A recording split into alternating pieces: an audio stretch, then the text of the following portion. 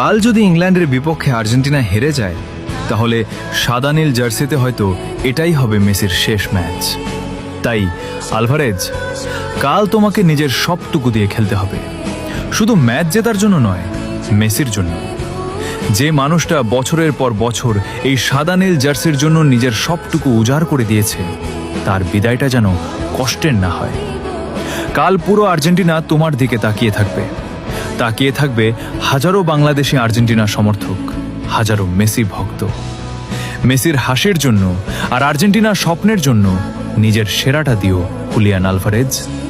কারণ কাল শুধু একটা ম্যাচ নয়, এটি হয়তো একটি যুগের শেষ অধ্যায়ও হতে পারে।